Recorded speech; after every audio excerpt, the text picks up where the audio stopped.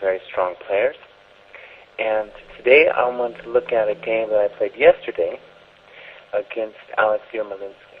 And this is probably the most complicated game I can remember playing, at least in recent history. And what I'm going to do today is I'm just going to share with you some of my general impressions of the game. And what I'm not going to do is I'm not going to present a lot of computer analysis of the game. I'm sure that's possible, and if people are interested, I could do that at a later point on this game. But the computer analysis, I think, wouldn't really grasp what was going on in the game, because in the game, a lot more human things are going on than a computer would be able to comprehend. Okay, so let's take a look at what happened. I played knight f3. My opponent is Yermolinsky, one of the strongest players around. And I have a lot of respect for him. He's a friend of mine, and a very dangerous opponent. And this is actually the first time I ever beat him, so it's very nice. Knight f6, c4, g6, knight c3, d5. And here, I should say, I think I made a bad decision from a practical point of view, because what's happening here is he's actually following a game that I played the day before against John Fedorovich. And in that game, we had the same variation, and he had clearly prepared. So because he had prepared, I probably should not have gone into it. I was very naive, kind of thinking, well, I'll just play what I think are the best moves, but really when you can feel that someone's prepared for you, it's almost always a bad practical decision. So in any case, if I hadn't made the bad practical decision, we wouldn't have had an interesting game. I took queen a4, bishop d7 forced, queen c2, and let's go back and move. I actually covered a game earlier that I played against Hanziger, where my opponent in that game played c6, and after queen d4, white got a very nice position, and that's covered in a different lecture. So bishop d7, the most critical move, queen c2. So the point of this move is that if black plays the natural move, knight b6, I can just play like d4 and e4, and I'll have a nice position. So in the past, I've played many different moves in this position. I've played queen b3, and then after knight b6, what's going to happen is the queen's going to end up losing a tempo, either via a5 or in a4, or via bishop e6. So if I can go queen c2, and then he's forced to play knight b6, that's an improvement upon his queen b3 move. The other move I've tried, actually against Yermo himself, is queen h4. And so the idea is that on h4, white can hope to get some kind of pressure against the black king side. And what's funny about this prior game is that in that game, I kind of tried what seemed to be a premature attack. And that game ended up getting printed in the New York Times and Robert Burns' column under the title, "Itchy Trigger Finger Draws Rapid Return Fire." And I think that was in 2001, and that was published in the New York Times, annotated by Robert Burns. And it's funny because in this game, I also lacked in a very strong degree in terms of my development. So it was a repeat performance, and I would recommend looking that game up. Maybe at some point I can even cover it. So anyways, there's a bunch of different moves here that one can try. I played queen c2. Yermo played the most critical, knight b4, queen b3, c5, and now I played knight e4. Now unfortunately, this was kind of the end of my analysis. I had looked at this with a computer, and I had thought, well, life's just a little bit better. There's a position with reverse colors in the English where it's a similar position, and just on the basis of that, where here it seems like I have an extra tempo, I thought I had to have some kind of advantage here. The problem is that Yermo's move is very strong, and I didn't really appreciate it in my preparation. Queen a5, and this move has actually been played before. It does a lot of things, queen a5. Three things in particular. So now if I ever play a3, I'm not actually threatening to take the knight because the queen's pinning the pawn to the rook. Also, it makes it very difficult for me to develop my queen pawn to d3 because of this check onto the king. And third, it's also threatening bishop a4, which is just an incredible threat, because then my queen has to move, and then knight c2, and then king d1, and then I can even take the rook with a check. So it just looks awful. In the prior round, Fedorovich played bishop f5, d3, takes, queen b6, but after queen c3, I had a nice position. And that game actually went on to be a draw, but I've analyzed that, and very interesting. I should have had at least a slight advantage. Okay, so you can imagine after queen a5, I was a little bit terrified. And here, it's kind of interesting, because here I'm forced to take immediate action. If I don't do anything, I'm going to be in big trouble. So I played this move, which it turns out has been played at least twice before. Okay, so I'm attacking something, but at the same time, I'm really not developing at all. Okay, this is a very interesting position. And here, I spent a lot of time before I played knight fg5 on black playing bishop a4. And to tell you the truth, I'm not sure what's going on here at all. Queen takes f7, king d8, and then a move maybe like f3 or f4, and I don't know what's happening. Maybe I'm winning, maybe black can survive. But I couldn't tell you. But clearly I'd spent a lot of time on that, and Yermo as well thought that it would be easier just simply to keep on developing. And from a human perspective, that makes a lot more sense. You keep on developing, and sure, I win a pawn and make the king move, but black is up so much more time that it seems like he should be winning. Now, here is the point where I play the novelty, which to me it just seemed like it was something I had to do. But on the other hand, I can understand why it was a novelty, because it seems simply suicidal. I played queen takes f7, king d8. And now the problem is, well, I have to come back, queen c4. The problem is, just optically, when we look at this position, that white has absolutely no development at all. And all of black's pieces are going to be ready to come out soon. The bishop's going to come to g7. Having taken the f-pawn, his rook can even come to f8. The other rook will be able to come to the center as well. In the meantime, both of my rooks aren't playing, my bishops aren't playing, and not only that, but for each bishop I want to develop, I have to invest at least one pawn move. So I'm down an incredible amount of time, and the fact that his king has moved doesn't seem like it's really that big of a deal. So this is a very interesting position from a discussion of chess principles in general, because my instinct here was that I was in big trouble. And it turns out that, in fact, maybe I'm better here, which is very surprising to me even now. My chess principles would still like to suggest that I'm losing here, I'm in big trouble, but in fact, maybe I'm okay. The way I'm playing in the game, I'm really just playing the only moves to find, that I think I can maybe survive. Let's see how things progressed. Knight e5, queen c3, bishop g7, all of his pieces are coming to the game. Now knight c5. So I have a threat, knight takes d7, but he can just simply sidestep it with king e8. And now notice, not only I've stolen another pawn, but I've also given him the opportunity to open another file, the c file, with something like rook c8 and rook down. So really now all of black's pieces have the potential to come into the game. In this position, I played again. I was just playing the moves that I felt were the only moves.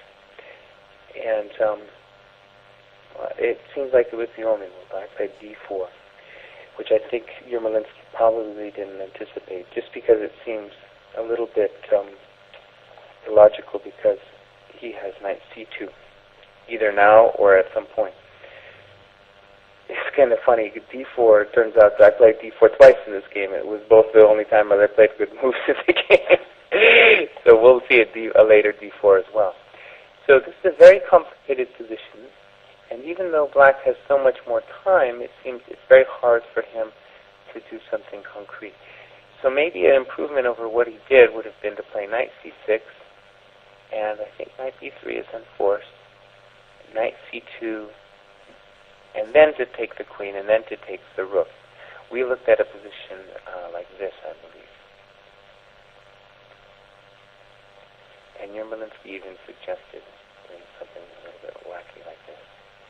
And very hard to judge the position. I think White's better, but it's very hard to judge the position. I mean, his rooks have open files, and I still have to invest some time in getting my pieces out. I don't know what to think about this piece. But maybe that would have been improved. As it was, he played a very natural move. It seemed like, I think from his perspective, that he was going to be winning. He played Knight C2, and I played King D1. Now the point is, if I play King D2, then he can simply just take the Rook, because then after Queen takes Queen, Knight C4, I'm in trouble. King C3, Knight A5, clearly he's winning.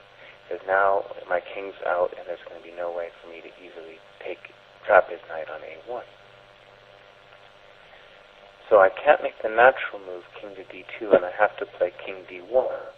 This is a little bit scary because later, of course, this bishop is going to come to the light squares, and my King on D1 is going to feel a little bit uncomfortable. So Queen takes Queen, Pawn takes, Knight takes, Pawn takes. All this seems forced. Now, Black's next move is forced as well. He has to play Rook D8 immediately. If he plays Bishop takes E5, that'll give me time to consolidate the position with Bishop B2, and then I can win the Knight. So he plays the correct Rook D8 first, and now Bishop B2 would lose because of Bishop A4, King C1, Rook D1. So even though the queens are off, we'll find that Black still has a lot of attacking resources here. So I have to play Bishop D2. He takes the pawn, and I play King C1. Now, during the game, this was very complicated, and I didn't really know. I felt maybe I was better, but really it was impossible to say.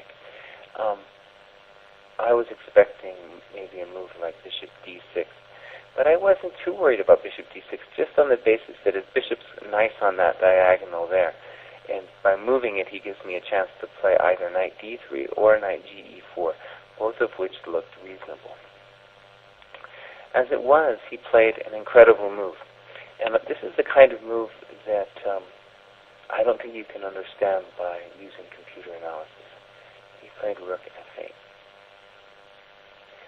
which was just a stunning move. Now, the point that I'd like to make about the computers is that the computer would reject a move like Rook F8 out of hand. But it's important to realize that chess is a practical game, and there's no absolute truth, or at least the way that oftentimes you could think a computer would present it as an absolute truth. Rook F8 is a very natural, practical attempt, which just has incredible potential. But really, when you look at it closely, it's a bluff that actually worked. So Rook F8, he's bringing his last piece into the game. It isn't working, and he's threatening my F2 pawn. At the same time, however, he's allowing this knight to come into E6. And in fact, that's what I should have played. But the interesting thing about a bluff in chess is you can imagine a situation where both players are getting slightly low on time. Black thinks about Rook F8 for a long time, and then plays it. And of course, I didn't expect Rook F8. I just thought it wouldn't work at all. And then White has to then convince himself to play Knight E6. When it looks like Black can, there's various ways, not just one way, but various ways in which Black can gain activity. He can take on E6 and then play a move like Rook F6 or Rook D6, or he can play Rook F6 right away.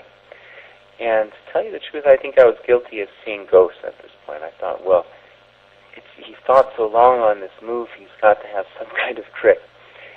And as it turns out, the move I played turns out to be correct, but it allows for the situation to become a little bit more frightening for me. I played knight d3. So from the computer standpoint, not a mistake, but from the practical standpoint, definitely a very dangerous move, because this is a little bit more passive, less forcing, and we'll see, I could have gotten into some real trouble, but I have kind of a miracle escape. He played bishop h8 just to get the bishop completely out of the way. King b2, and now a very nice move, b5. Now, at this point, first of all, if he is allowed to play b4 and pawn takes c3, I'm going to be in big trouble. So I have to come up with some kind of way to deal with this pawn push on the queen side, which all of a sudden is a very potent force. And here I actually saw all the way to the end of the game. Even though there was other variations he tried, I did see the one that he tried in the game, which was his most natural. But it could have been a lot more scary than as it was. But I have to take the knight. There's not much else I can do. And now b4. And here I boldly just took the pawn. So at first in the analysis we looked at this a long time. It turns out though that white's probably winning. The scariest thing that black can maybe do here is play rook b8, threatening rook takes b4. And for example, if I play a move like knight d3, it actually turns out that I'm going to lose the game after a move like rook f5, when he's threatening, first of all, rook takes g5, and also a rook swing over to the queen side with either rook b5 or rook a5, both of which, depending on what I do, are going to be very potent threats. And it looks like white has actually lost in this position. But in this position, knight b4, instead of losing a tempo, it looks like I'm actually winning the game with knight a6. Now, of course, these things like this, you're never going to be able to totally see in a practical game. There's just no way. But knight a6 makes sense in the sense that I'm winning the tempo. But rook b8 in general, I didn't really take into too strong of consideration. So you could say I'm lucky that rook b8 didn't work. So I took the pawn, and then he played bishop f5. And here I was very happy because I saw the kind of study-like finish that we're going to get in the game. I played back knight d3. Bishop takes knight is forced, otherwise he can't make any progress. Pawn takes. Rook takes pawn. And now, I think he thought he was doing okay here, but he had missed one move. Now I play d4. It's a very aesthetically pleasing move, because now a couple of things are going on. First of all, I've blocked his main counterplay with the bishop on a long diagonal. Second, I've opened up my own bishop, and this bishop is working nicely with the knight on g5. For example, if rook takes d2, I have bishop b5. And king f8 loses to knight e6. And on rook e6, I think white has a choice. He could play either knight e4, knight c5, or maybe even knight e6 with the intention of playing rook f1 and rook f8 mate. So, after d4, Yermolinsky actually resigned. It was maybe a little bit premature, but in a way it was nice, because d4 was, by white, is such an aesthetically pleasing move, and all of a sudden white's pieces are all going to be coordinated. If black plays rook b8, white has knight e4. So, the only thing, I guess, in summary, I'd like to stress about this game is that in a game with these wild complications, I think what happens a lot of times in the analysis of those games is that people come to conclusions about what they see as the truth of the position. But in fact, in the real game, there is no real truth. It's just you don't know what's going on during the game. Black didn't know what was going on, and white didn't know what was going on. And instead of it being something where you can have an overview of the total game, like you do in the analysis session, really all you get during the game is you have little points in time where you have to make decisions. For example, when I played d4 the first time, that was really my only move that I saw where I was at least surviving. Everything else I'm losing. Or when I played queen takes f7, which was the novelty of the game, that seemed to me like an only move, because if I don't do that, I don't see what I have at all. So it's like I'm grabbing something just to hopefully get something later on in the game. Also, the funny thing is, you have to realize from a psychological perspective, is that I got a position where I was down about 3 million tempos, and I had already played Yermo in a variation similar to this, where I also had got down on time. And that game got published in the New York Times, so I was completely traumatized by the whole situation. So there was also that added psychological element, which is important. From an objective standpoint, I think what you could say is that a lot of times we get positions like this and we can think that they're simply lost because so many prior examples of games by people like Tall and Fisher are beautiful games where they're winning due to their development advantage. A lot of other games, though, have gone kind of unnoticed, like the games of Korchnoi in particular, who is willing to take material and then play a defense, an active defense, and survive in these kind of miraculous ways. And those games, maybe we should be a little bit more aware in these kinds of positions that sometimes the development advantage isn't all it's cracked up to be over the material. But, to be honest with you, I'm still on this side of the old school which says that the development should win. And in fact, I have a feeling, I have a feeling that if we look further enough at this game, at some point we should find at least something where black can use his initiative to at least have a better, maybe at least equality, maybe a better position. But those are my prejudices. Anyways, this is International Master Jesse Kraai, hoping you've enjoyed this very complicated struggle against Grandmaster Alexander Yermolinsky.